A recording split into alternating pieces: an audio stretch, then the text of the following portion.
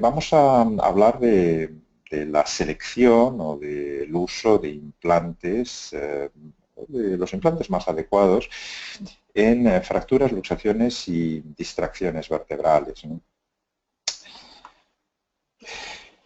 Cuando tenemos una fractura o una luxación vertebral, la primera pregunta que nos viene a la mente es ¿qué podemos hacer, ¿no?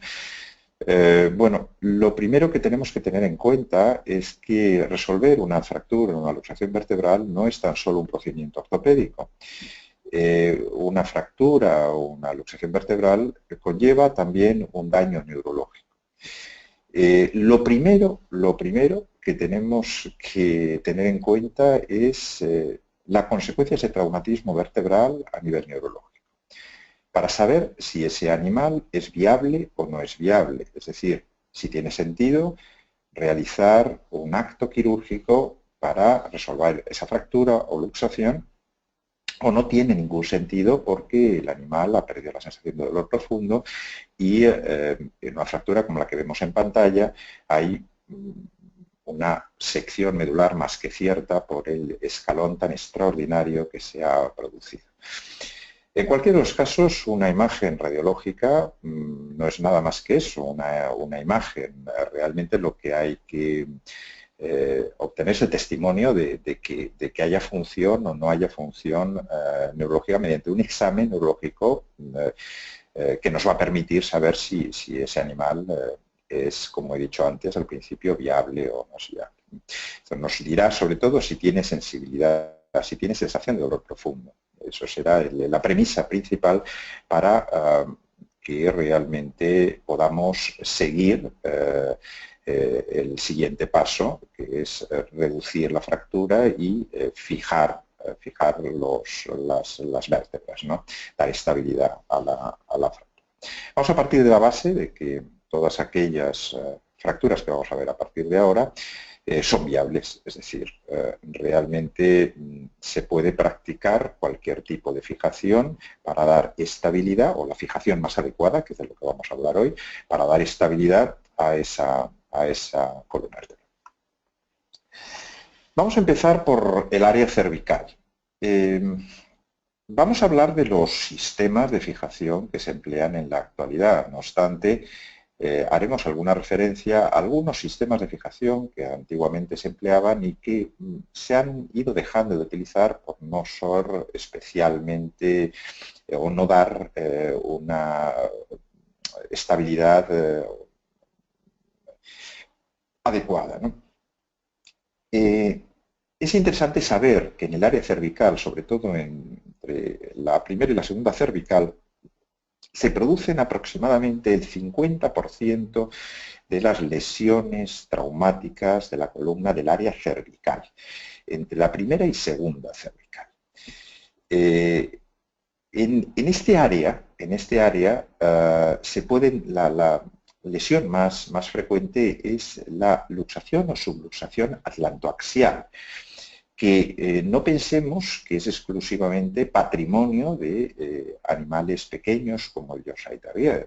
No, por causas traumáticas se pueden dar en animales de gran tamaño como este que aparece en la imagen. Se trata esta columna que ha sufrido un traumatismo en la región cervical más craneal, pertenece a un husky que sufrió un traumatismo realizando una carrera, ¿no? Y golpeándose contra unos elementos fijos que había en un jardín con unas estructuras, ¿no? Esta luxación que vemos aquí tiene una peculiaridad, que es que esta luxación atlantoaxial se ha producido de una forma un tanto anómala. Es decir, en este caso, la apófisis odontoides, en lugar de desplazarse dentro del canal en sentido dorsal, lo que ha hecho ha sido salirse de su enclave natural en el suelo del atlas y depositarse por encima del atlas, es decir, en el aspecto ventral. Esto es una situación muy anómala que solo se puede producir si hay una flexión máxima en la columna, es decir, un giro brusco de la nuca, sentido, en este caso, dorso-ventral. La situación puede ser tan grave como que se produzca una muerte súbita. En este caso no fue así. Lo único que ocurrió fue que se produjo una tetraparesis, una situación grave neurológicamente, pero el animal mantenía todavía movimientos voluntarios.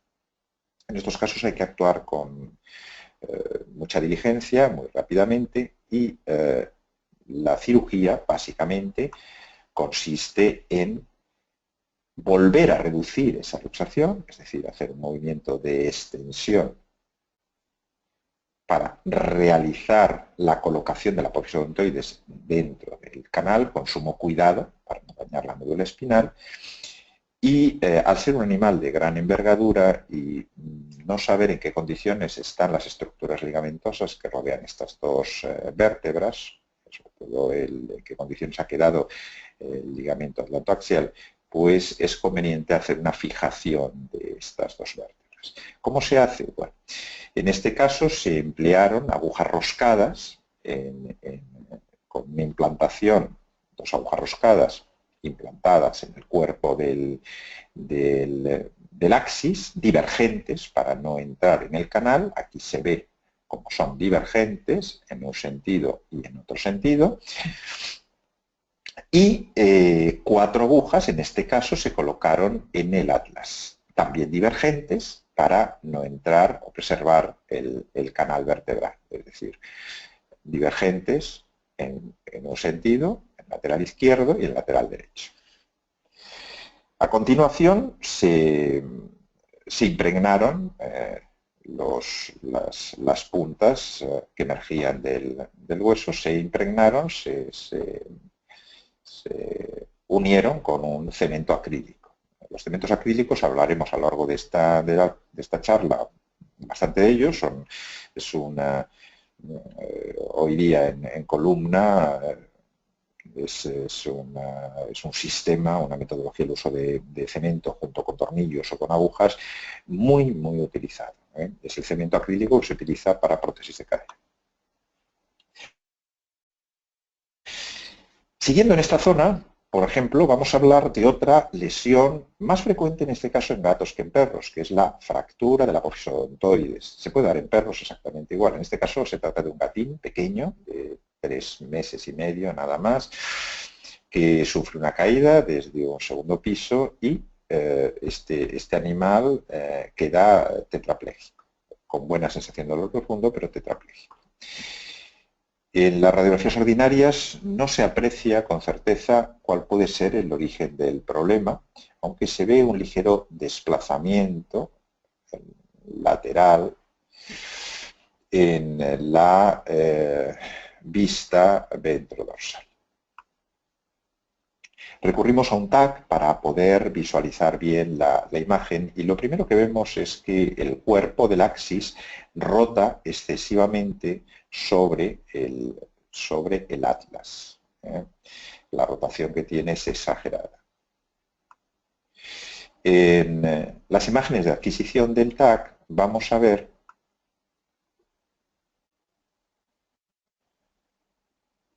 como cuando llegamos al atlas, ahí vemos la apófisis odontoides y ahí vemos cómo este deslizamiento se debe, esta rotación se debe a una fractura. Evidentemente se ha desprendido esta parte más craneal de la apófisis, perdón, del cuerpo del axis que incluye la apófisis odontoides y ha girado, se ha producido una pequeña rotación que oblitera parte del canal vertebral. En estas imágenes en 3D podemos ver esto con mucha más precisión. Es la imagen de este animal, vemos la columna, vemos cómo este fragmento, que es el que sustenta la apófisis odontoides, el que tiene la apófisis odontoides, que es el fragmento más craneal del cuerpo vertebral del axis, se ha desprendido, como si fuese una hélice, se ha desprendido.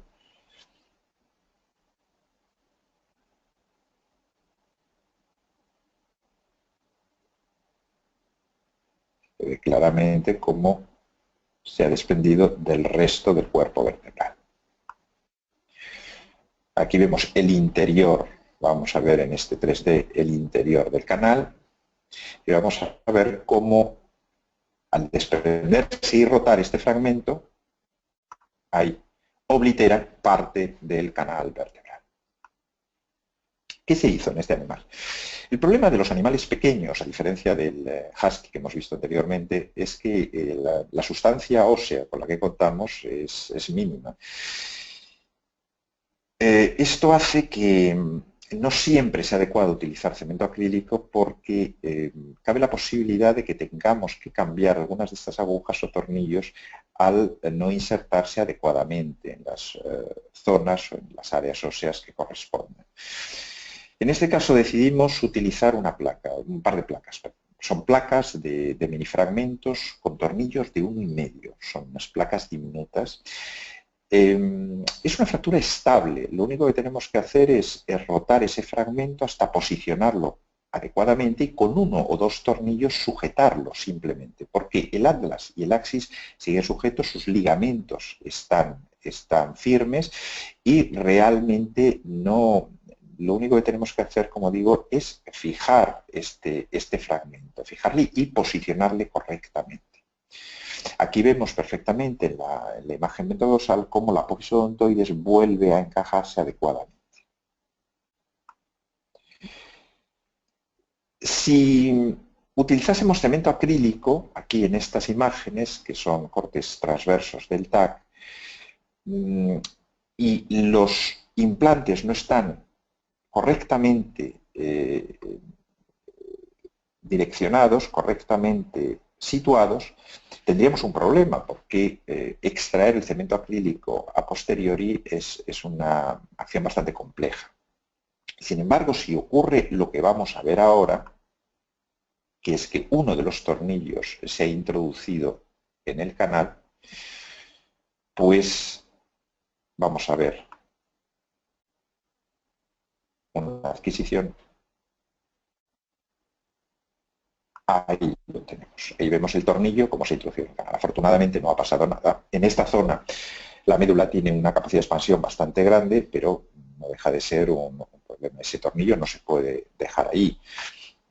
La ventaja de colocar un implante que pueda de alguna manera extraerse parte de esos tornillos, si fuese necesario, es esto. Fijaros que los tornillos caben justos, o sea, no hay posibilidad de meterlos en otra disposición.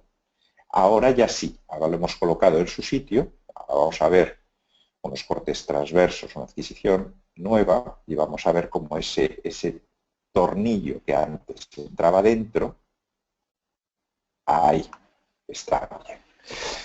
¿Lo veis? Aquí en esta zona ya está bien colocado.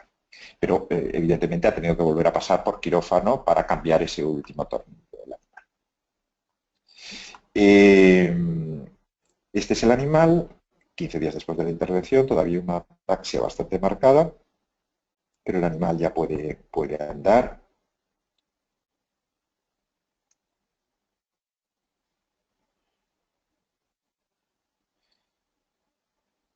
Y pronto realizará una actividad normal.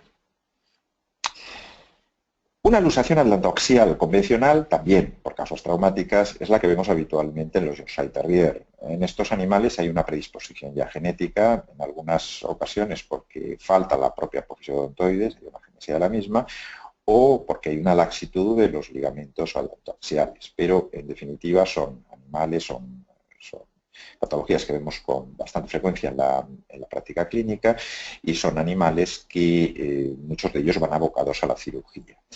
¿Qué tipo de procedimiento es el adecuado? Bueno, nosotros seguimos realizando un procedimiento bastante clásico y conservador. Aquí vemos cómo está la apófisis odontoides, cómo se ha deslizado hacia arriba, frente a cómo debería de estar. un corte transverso normal, ¿no? Este desplazamiento, lógicamente, hace que la médula espinal quede comprometida en el aspecto dorsal del canal. Nosotros seguimos practicando este procedimiento quirúrgico, que es el que consideramos más práctico, que es la colocación de dos tornillos con una angulación de 30 grados respecto al plano horizontal de la espina y otros, o sea, de la columna, y otros 30 grados divergentes respecto al eje axial de la columna, ¿no? Y requiere bastante precisión a la hora de la colocación de estos tornillos, pero entendemos que es el sistema más adecuado. Como es una patología que en fin, da muchos problemas, pues en la actualidad han salido otros sistemas de fijación, algunos incluso dorsales, de sujeción de la parte dorsal del atlas a la zona de la apófisis espinosa del axis. Y bueno, si el animal tuviese un poquito más fuese un poquito más voluminoso, pues incluso hay otros sistemas con la colocación de agujas, ¿no? de agujas para sujetar y unión incluso de cemento acrílico. Una vez que hemos colocado estos tornillos, lógicamente hay que verificar que la colocación, que la posición de ontoides haya bajado lo suficiente. Nunca la solemos poder colocar totalmente tangencial al aspecto ventral del atlas, pero podemos deslizarla bastante, lo suficiente como para que quede cómoda y holgada el paso de la médula. Los tornillos hay que verificar que lógicamente no interfieran en el canal y que estén en las zonas adecuadas de salida. Hay muy poquita sustancia ósea y lo malo que tiene esta técnica, como cualquier otra en animales de tan pequeño tamaño, es que no hay casi margen de error. Aquí vemos al animal una vez que ha salido del quirófano con un vendaje que se coloca para reducir los movimientos de la cabeza durante un par de semanas y el animal, una vez que se quita este vendaje, al cabo de 15-20 días, empieza a hacer una vida bastante normal. Muchos de estos animales no tienen déficits neurológicos excesivamente graves, como tetraplegias, ni tetraparesias no ambulatorias, pero sí ataxias graves o tetraparesias ambulatorias, en fin, que les da una situación de precariedad en su vida diaria importante. La zona de C2-C3 podría ser la que a continuación determinaríamos como más frecuente, C2-C3. Si en C1 y C2 se dan el 50%, el casi 25% restante se darían en esta zona, C2-C3. Os voy a presentar dos casos, uno de ellos de una inestabilidad crónica. Esto es un concepto que a partir de ahora vamos a hablar cada vez que veamos fracturas y luxaciones, el concepto de inestabilidad, porque la mayor parte de las veces no se practica un sistema de fijación por el hecho de que haya un compromiso muy grave.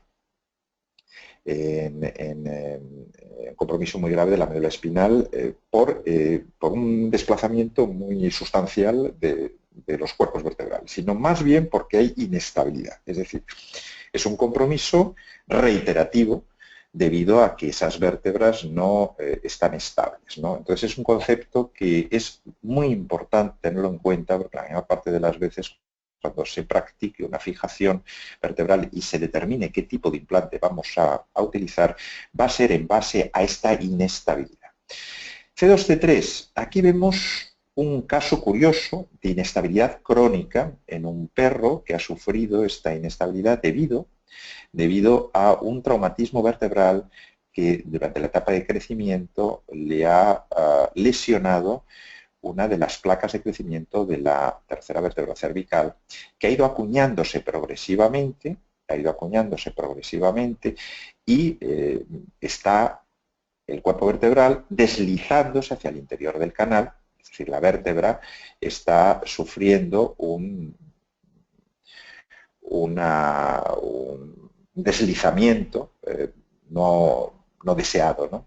Que está provocando, lógicamente, pues, un compromiso de la médula en este sector. En este caso se optó por utilizar unos tornillos colocados siempre, en este caso, en las vértebras cervicales, siempre hay que colocarlos oblicuos. Estos, si se va a utilizar cemento acrílico, con un ángulo de aproximadamente unos 30 o 45 grados para salvar el canal vertebral. Se colocan estos tornillos junto con algunas agujas y se unen todos ellos con cemento acrílico una vez que hemos, de alguna manera, reducido lo más posible esa colocación o esa mala colocación vertebral, ¿no? Y sobre todo lo que vamos a conseguir, aparte de reducir o colocar estas dos vértebras en una posición más adecuada, vamos a conseguir que no haya inestabilidad, esa inestabilidad creciente que se estaba produciendo. Perdón. Este es otro caso exactamente igual. En ambos dos se está produciendo una flexión, en este caso de una forma traumática y brusca, una flexión brusca de la columna en este sector, que da como consecuencia una fractura del cuerpo vertebral y una luxación de C2-C3. Este animal tenía una tetraparesia no ambulatoria, todavía mantenía movimientos voluntarios y acaba de sufrir un accidente de tráfico, lo acaban de atropellar. En estos casos no se puede uno demorarlo más. Hay que actuar de urgencias porque el tiempo, pues, corre en su contra. El traumatismo medular agudo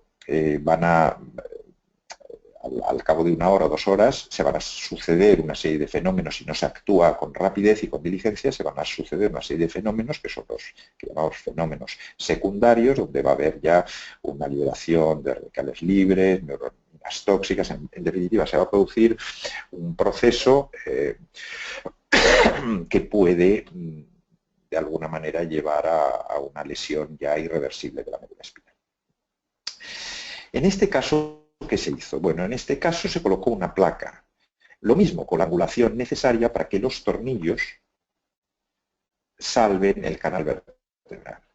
Sin embargo, hay que verificar que todos ellos han salvado el canal vertebral. Y es importante, luego, si no se dispone de TAC, hacer 2 vistas, es decir, hacer otra vista ortogonal, para saber con las 2 proyecciones si estos tornillos están colocados adecuadamente. Y si hay duda, la menor duda, pues hay que hacer una mielografía en el caso de que no se disponga de TAC. Y a veces nos llevamos sorpresas, como en el caso que veíamos antes, uno de los tornillos entra muy levemente, pero entra en el canal y hasta el punto de que distorsiona el curso de la médula espinal. Esto, pues, si la introducción de este tornillo entra con una angulación todavía más severa en el canal, puede provocar, lógicamente, la muerte súbita durante el procedimiento quirúrgico. Hay que tener muchísimo cuidado en este sentido de colocar la dirección de los tornillos adecuadamente, ¿no? Que sigan la dirección adecuada. En este caso, pues lo mismo que en el caso anterior de aquel gato que veíamos, hay que coger y de nuevo introducir al animal en quirófano para sacar este tornillo. Aquí vemos la diferencia que hay entre, bueno, el riesgo que supone colocar un cemento acrílico, que a veces es necesario e incluso muy adecuado en muchas ocasiones, que luego posteriores manipulaciones nos las va a dificultar enormemente, o colocar implantes de otro tipo, como puede ser una placa y tornillos, que nos permite, de alguna manera, hacer cambios ulteriores, cambios posteriores. Cuando se trata de animales de muy pequeño tamaño, el uso de cemento acrílico, ojo, pues tiene el riesgo de que luego no se pueda extraer estos implantes para cambiar la dirección de los mismos. Esto hay que tenerlo siempre presente. Bien, por último, la zona cervical caudal. La zona cervical media y la incidencia de fracturas y luxaciones vertebrales es bajísima. Y en la zona cervical caudal se da en perros y generalmente en gatos. La incidencia en los diferentes trabajos de publicación que se pueden revisar, veremos que es infinitamente pequeña, ¿no? La incidencia en esta última área, ¿no? Sobre todo en C6, C7, C7, T1. En gatos. En perros pero serán luxaciones y son por causas traumáticas, generalmente por mordedura de perros son en perros pequeños, de pequeño tamaño, son por mordeduras de otros animales de gran tamaño que en el zarandeo de la columna provocan movimientos de flexión y extensión bruscos y pueden traducirse en luxaciones vertebrales, como la que vemos aquí. Si nos fijamos en la imagen de la izquierda, vemos cómo hay un desplazamiento del cuerpo vertebral en la imagen lateral que no tiene relación con la lámina, es decir, la lámina no sufre un deslizamiento hacia arriba. Cuando ocurre esto es porque ha habido una rotación, ha habido una torsión de la vértebra. Y esa torsión la vamos a ver aquí. Vemos cómo discurren las apófisis espinosas, por un lado, en la imagen ventrodorsal, y en las torácicas, las apófisis espinosas no concuerdan con la dirección de las apófisis espinosas del área cervical craneal. Es decir, lo que ha ocurrido es que las dos vértebras han sufrido un desplazamiento, una rotación, un desplazamiento por rotación. Aquí lo vamos a ver más claro. En estos casos se producen fuerzas de flexión más torsión. Y entonces se produce esa pequeña rotación sin que haya o medie fractura de ningún tipo. Puede ocurrir que las fuerzas de torsión se produzcan antes que las de flexión y entonces puede haber fractura de alguna apófisis articular, como sucede en este caso en la reconstrucción de 3D que se han hecho, ¿no? Son dos casos reales. En uno, una luxación limpia, sin fractura, con rotación, una rotación por torsión de dos vértebras de la columna, y en la otra una luxación con fractura de una de las apófisis articulares. Vemos la primera, que es muy clara, donde aquí vemos las apófisis en esta reconstrucción en 3D, las apófisis espinosas, como discurren hasta aquí, y a partir de aquí discurren en este otro plano. ¿Qué ha ocurrido? Pues que esta apófisis articular se ha salido de su sitio, que está justo debajo de esta otra apófisis articular, de la faceta articular de la vértebra adyacente, en este caso de la vértebra más craneal, ¿no? La vértebra que tiene craneal a la que se ha luxado. ¿Esto cómo ha podido producirse? Pues simplemente porque ha habido una flexión máxima y al flexionarse el cuello, esta apófisis articular se ha salido de su sitio y luego se ha producido una ligera torsión. La cirugía, paradójicamente, en estos casos, si es un animal de una cierta, no es demasiado grande, pero sí tiene una cierta musculatura en la zona cervical, pero no es excesivamente pesado, fuerte, bueno, se podría hacer lo que hicimos en esta ocasión, que es ni siquiera colocar implante. Si vemos que una vez resuelta la luxación que se hace por extensión de la columna, es decir, tracción de las dos vértebras, de una y otra tracción para colocar las apófisis articulares, vemos aquí como ahora ya están alineados los cuerpos vertebrales, pues si una vez hecha esa tracción se colocan convenientemente las dos vértebras y vemos que hay estabilidad, no hace falta hacer una fijación, no es imprescindible. En cualquiera de los casos, si lo considerásemos necesario, habría que cerrar dorsalmente porque el abordaje en este caso, como habéis podido observar, es dorsal, ya que las apófisis articulares, que es en las que tenemos que trabajar, están en el aspecto dorsal de las vértebras cervicales, es decir, es dorsal el abordaje. Pues si consideramos necesario hacer esta fijación, tendremos luego que hacer un abordaje ventral y colocar un sistema de fijación, bien una placa o bien unas agujas roscadas con cemento acrílico. En este caso, se trata de otra luxación, pero esta vez diatrogénica. Esta vez se trata de una luxación provocada por un slot ventral. Es un animal que había sufrido una hernia discocervical y el slot se ha hecho ligeramente asimétrico. Esto no suele ocurrir, pero bueno, aquí no podemos hablar de buena o mala suerte, son cosas que pasan y que afrontarlas, pero a veces pasan. Si se produce esta subluxación vertebral, vemos aquí como hay un desplazamiento claro en estos cortes transversos del TAC, se ven como aquí, esto es el slot que se había hecho, aquí vemos la diferencia que hay entre una vértebra, aquí empieza a aparecer la vértebra adyacente con la parte que le corresponde del slot y vemos cómo está separada con respecto a la otra.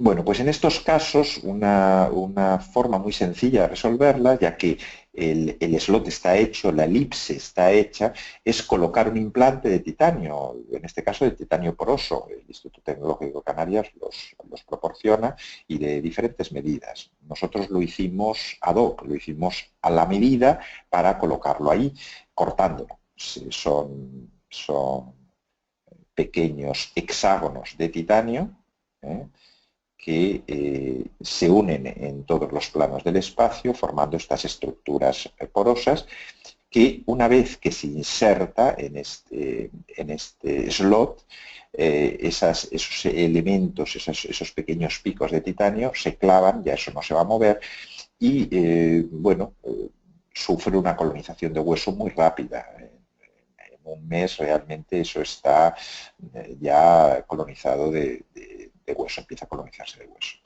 Y eso da una estabilidad buena. Es una forma bastante sencilla de resolver esta luxación diatrogénica.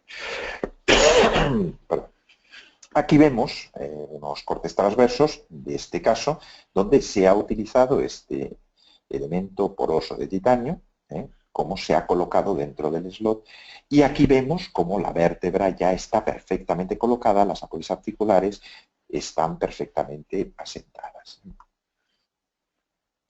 Esta es una luxación no ya iatrogénica por una mordedura de otro perro, en un perro de raza pequeña, y donde se ha producido una subluxación parecida a la anterior.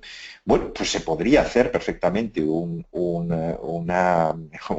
slot a posteriori y colocar un elemento parecido a este. En este caso se optó por colocar una placa de reconstrucción con tornillos que entraña bastante riesgo esta solución. Hoy día quizá con las placas, esta resolución ya tiene algunos años, con las placas de bloqueo se podrían hasta colocar unos tornillos monocorticales para no tener que acceder a la cortical interna, ¿no?, de la vértebra, que entraña mucho riesgo de cara al discurrir de la médula espinal por el canal.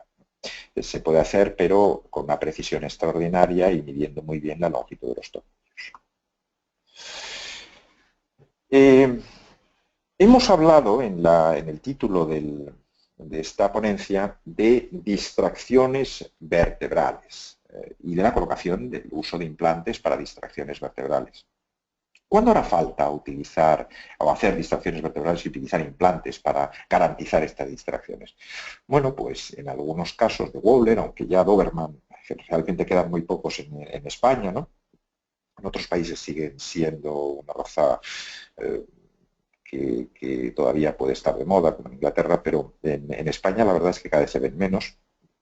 Pero En definitiva, no solo los Doberman tienen protrusiones discales cervicales, que forman parte del complejo del Wobbler, sino simplemente labradores o perros de otras razas grandes pueden tener protrusiones discales en la zona cervical caudal, en C5, C6, C6, C7, que, bueno, remitan, protrusiones que remitan, que son dinámicas, que remiten con la distracción de las vértebras. Si esto ocurre, como es este caso, se puede colocar un sistema de fijación que garantice esa distracción. Uno de los sistemas más usados ha sido este, en el que se distraen las vértebras, se colocan en las vértebras adyacentes en las que donde se genera la protrusión e incluso en alguna vértebra adyacente adicional, se colocan tornillos, se distraen las vértebras que están en conflicto y se coloca un cemento acrílico que englobe las cabezas de todos estos tornillos, como en este otro caso, donde todavía vemos, esta es cedida por unos compañeros, por unos amigos de Gerona, por Jordi y Josep Font, Jordi Cairo y Josep Font, que es un caso muy bonito, es un caso de inestabilidad vertebral, pero sobre todo con una protrusión discal importante en este espacio intervertebral, que al producirse distracción hacemos que la médula vuelva a discurrir con normalidad. El compromiso se solventa. Nosotros empleamos ahora otro procedimiento diferente, que ya lo publicó McKee en Inglaterra hace algunos años, que consiste en introducir un plug de cemento en el espacio intervertebral una vez que se ha hecho la distracción y utilizar unos tornillos colocados de esta manera para encofrar, para darle fortaleza a esta estructura y lograr mantener esta distracción de una forma mucho más quizá eficiente, ¿no? Los sistemas que hemos visto anteriormente a veces fallan, a veces rompe el cemento. Nosotros la experiencia que hemos tenido haciéndolo de esta manera ha sido bastante satisfactoria. En todos los casos que hemos hecho han ido bien, han ido bastante bien. Bueno, pues vamos a dejar el área cervical y nos vamos a ir al área torácica. El área torácica no es que dé mucho de sí, porque las fracturas y luxaciones en el área torácica son poco frecuentes, y son poco frecuentes porque es una zona muy bien protegida por el arco costal, pero a veces se producen fracturas en combinación con pequeños desplazamientos vertebrales o subluxaciones vertebrales que obligan a colocar algún sistema de fijación y a reducir la fractura en la medida de lo posible. Insisto, cuando hay pequeños desplazamientos, el mayor problema no es en sí el compromiso que se pueda producir, que a veces es mínimo, sino la inestabilidad que se va a producir al desaparecer los nexos de unión entre una vértebra y otra. En este caso, pues en esta vértebra se colocó una placa de osteosíntesis. Una placa de reconstrucción, como vemos aquí, DCP. Vamos a ver, el sistema de placas se pueden, hoy probablemente pues se colocaría una placa de bloqueo, pero esto es lo de menos. Lo importante es tener el concepto de que hay que fijar esto, que hay que garantizar estabilidad en la zona, que es una zona fácil de garantizar estabilidad, que el arco costal contribuye a ello, es simplemente aplicar un nexo de unión adicional y en la medida de lo posible reducir ese pequeño escalón que había. Cuando se utiliza una placa, a veces se puede incluso hacer una pequeña hemilaminectomía, en otras ocasiones no es ni necesario. Tenemos que tener el concepto de que la fijación o estabilización de la columna no requiere en muchas ocasiones la hemilaminectomía asociada. Depende de cada caso, depende de si sospechamos que hay fragmentos o podemos poner en evidencia que hay fragmentos dentro del canal a través del TAC que hemos hecho, etcétera, pues sí, es necesario abrir y extraer estos fragmentos. Aunque hay bastante controversia con esto y autores que en la actualidad dicen que si estos fragmentos no interfieren excesivamente el canal o no, en fin, comprometen la médula espinal, hay autores que no aconsejan siquiera el entrar para verlo. Es decir, lo que sí está indicado, no cabe la menor duda, es la estabilización de la columna para generar una fijación estable, que no haya avisos de inestabilidad entre esas vértebras. La mayor parte de las fracturas, no obstante, se van a producir en el área toracolumbar. El área toracolumbar es la zona donde se van a producir con más frecuencia fracturas y luxaciones. En este caso, estamos hablando de un perro muy pequeñito, es un ratón de Praga, recuerdo, es un ratón de Praga o un pincher, son muy parecidos, muy pequeñín, con lógicamente unos cuerpos vertebrales extraordinariamente pequeños. Pero, a diferencia de lo que ocurría en el área cervical, aquí tenemos la posibilidad de puntos de referencia mucho más claro para poder colocar los implantes y evitar que estos entren en el canal, aunque la columna sea extraordinariamente pequeña, como es este el caso. En estos casos, en estas fracturas y luxaciones, generalmente utilizamos agujas roscadas, rosca final, punta, y la clave es colocar un par de agujas, lo ideal, por cada cuerpo vertebral, por cada lado, y si no es posible colocar 2 y 2, pues al menos 2 y 1 y 1 y 2, es decir, es el mínimo. Para luego los cabos que sobresalen de estas agujas, estas partes emergentes, generalmente las doblamos, las acodamos un poquito para separarlas del músculo y las unimos con 2 masas de cemento, dos pequeñas masas, pequeñas morcillitas de cemento acrílico que vamos a clavar en esas agujas. Este cemento acrílico tiene una peculiaridad, que cuando va cogiendo dureza, va cogiendo calor, produce una reacción exotérmica, que hay que tener cuidado con ella, lógicamente, que no afecte a los tejidos circundantes y lógicamente a la médula espinal, que es lo que está debajo de esos cuerpos, o dentro de esos cuerpos, de esas vértebras, de esas láminas vertebrales. Entonces, pues hay que estar refrigerando, podemos llamar así, refrigerando con suero fisiológico, mientras que va adquiriendo dureza este cemento acrílico. Hay que tener también en cuenta que estas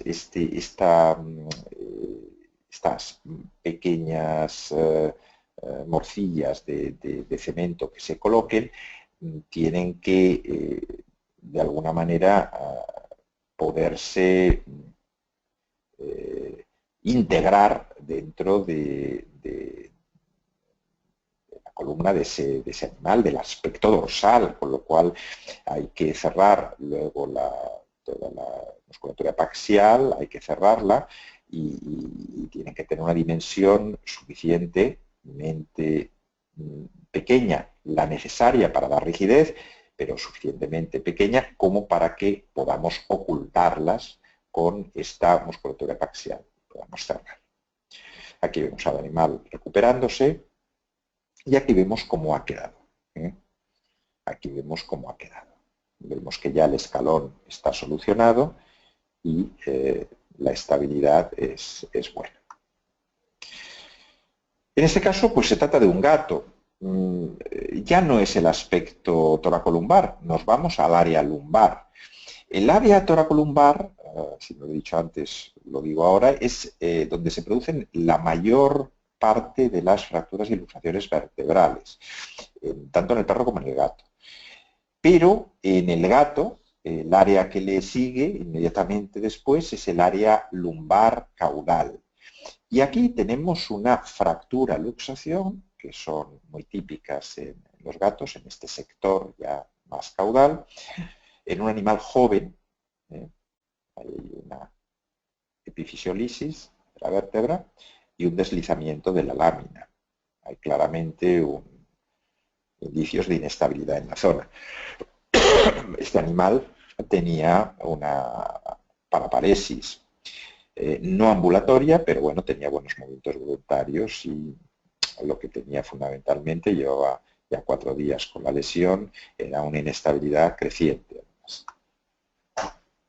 Al igual que se hacía en el caso anterior, se colocan las agujas. ¿Qué angulación vamos a dar a estas agujas? Primero, ¿qué puntos de referencia vamos a tener en cuenta? Lo primero, vamos a tener en cuenta las apófisis articulares.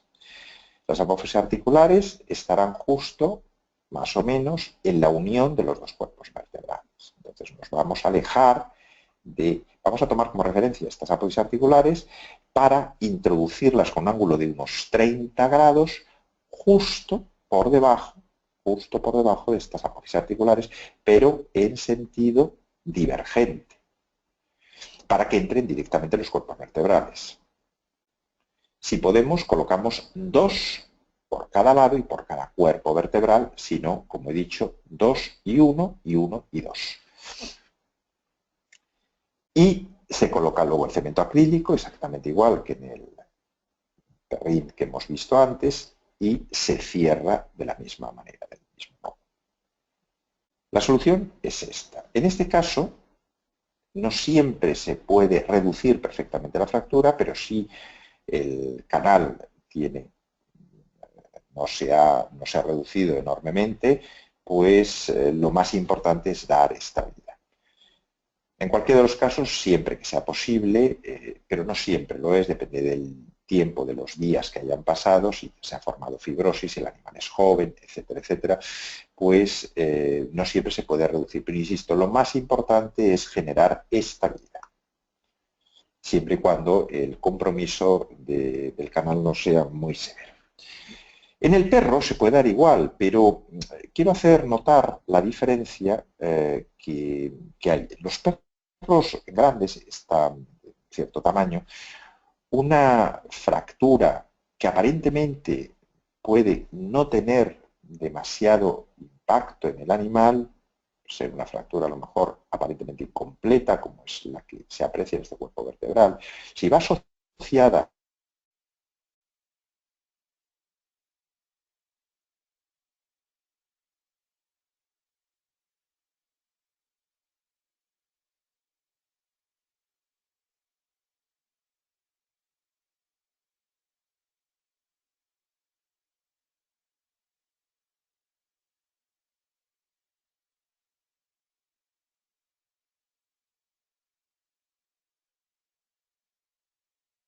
que tuviese demasiado impacto sobre el animal, fuimos viendo a medida que pasaban los días, aquí 24 horas, aquí 72 horas, cómo el cuerpo vertebral se iba impactando y evidentemente empezaba a haber signos de inestabilidad vertebral.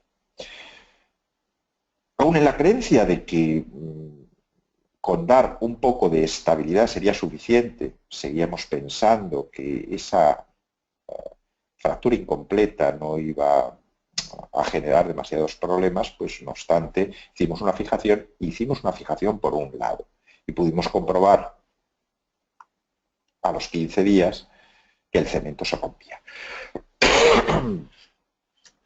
El problema de quitar el cemento en estos casos es importante. Retirar el cemento cuando este ha fracasado y hay que cambiarlo, pues es un problema que a veces pues, requiere pues, mucho tiempo quirúrgico y para evitar esto, en este caso se hizo, para evitar esto lo que hay que hacer es dar más estabilidad desde el primer momento y no fiarnos, porque estas fracturas que aparentemente son pequeñas impactaciones en animales de tamaño generoso, grande, como pueda ser ese Rottweiler que teníamos encima de la mesa de rayos, pues la tensión que se produce y la inestabilidad que va a generar es importante.